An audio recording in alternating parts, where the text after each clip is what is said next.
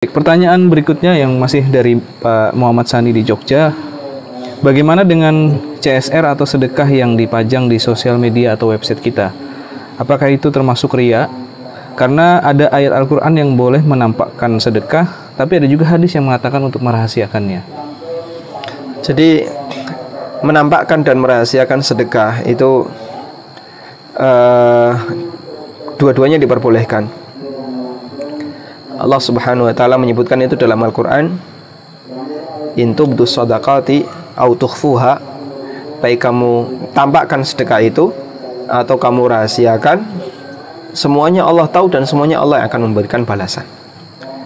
Sehingga tidak masalah ketika sedekah itu ditampakkan, terutama karena alasan tertentu. Misalnya karena alasan agar tidak dianggap, misalnya begini ya, ada orang yang dikenal kaya. Orang dikenal kaya ini diharapkan oleh masyarakat agar hartanya bisa sampai kepada mereka. Ketika orang ini tidak pernah menampakkan diri memberikan harta, itu bisa jadi memicu permusuhan dengan masyarakat, sehingga Dianggap pelit, mungkin dianggap pelit, akhirnya dibenci masyarakat. Ketika berinteraksi tidak dihargai dan seterusnya. Tapi ketika sesekali waktu dia tampakkan dalam rangka menjaga hubungan silaturahmi atau menjaga hubungan kebaikan dengan masyarakat, maka tampakkan. Seperti misalnya sedekah bagi keluarga, itu dianjurkan untuk ditampakkan. Jadi Anda datang membawa sesuatu, diberikan kepada keluarga yang menerima. Tujuannya apa? Nyambung silaturahmi. Dan itu pahalanya lebih besar daripada dirahasiakan. Anda diam-diam transfer ke saudara atau kerabat, dia nggak tahu kalau uang itu adalah uang dari Anda. Maka tiba-tiba ketika dia menerima, ya santai saja. Atau Anda kirimi pulsa ke kerabat, dia nggak tahu kalau itu dari Anda, maka nggak ada respon apapun.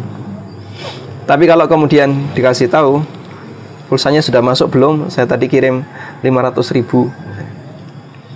Terus dia berterima kasih, akhirnya makin akrab. Ketika ketemu makin akrab, insya Allah itu lebih bagus. Maka dalam hal ini perlu dipertimbangkan. Memang pada asalnya sedekah rahasia itu lebih bagus, sebagaimana disebutkan dalam hadis riwayat Bukhari Muslim, ada 7 orang yang akan mendapatkan naungan dari Allah kelak di hari kiamat.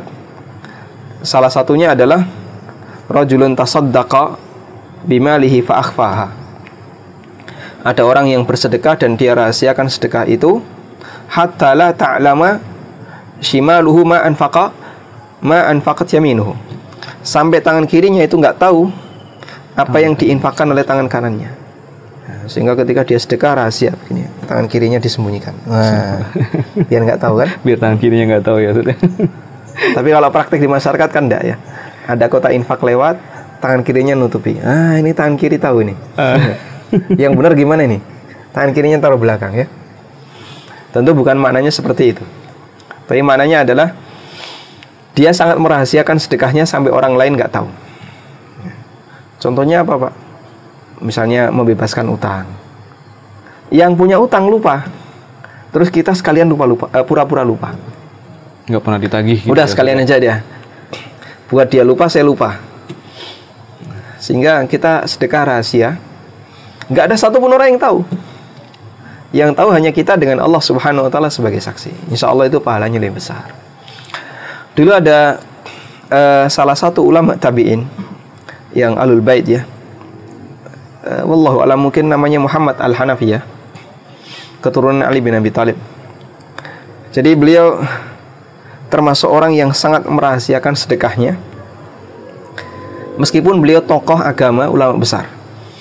Sampai para ulama atau sampai masyarakat di sekitarnya itu berkomentar, kunna nusayyidu walakinna nubakhilu. Kami menganggap beliau itu sayyid, pemimpin, imam, alul bait yang pintar dalam masalah agama, tapi kita anggap beliau ini pelit. Tapi kita nilai beliau ini pelit.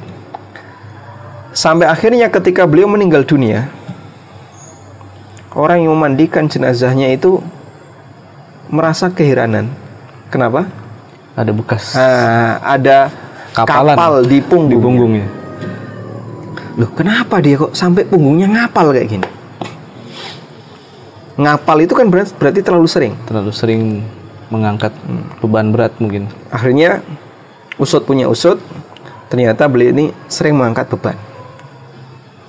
Sejak beliau meninggal, fakir miskin yang ada di sekitarnya mulai kehilangan. Biasanya ada beras di depan rumah setiap pagi, atau ada makanan di depan rumah setiap pagi. Ini kok sudah nggak ada lagi. Akhirnya dihubung-hubungkan, oh ternyata beliau inilah pelakunya. Nah, itu salah satu di antara bentuk dan upaya dia merahasiakan amalnya, sampai menyebabkan beliau ini dinilai miring oleh masyarakat. Kita tidak melihat dari sisi yang kedua, tapi kita melihat dari sisi yang pertama, bagaimana semangat beliau merahasiakan amalnya. Wallahu a'lam. Masya Allah. Oh iya Ustaz, yang masalah utang itu mungkin suatu saat timbul rasa gelo gitu, apa itu masuk nggak ikhlas juga tuh Ustaz? Ya, kalau memang boleh saja orang yang punya piutang di tempat orang lain lalu dia nggak ikhlas tuh boleh. Saya sebenarnya nggak ikhlas ketika utangnya belum dibayar, sah-sah saja. Karena ketika harta kita di tangan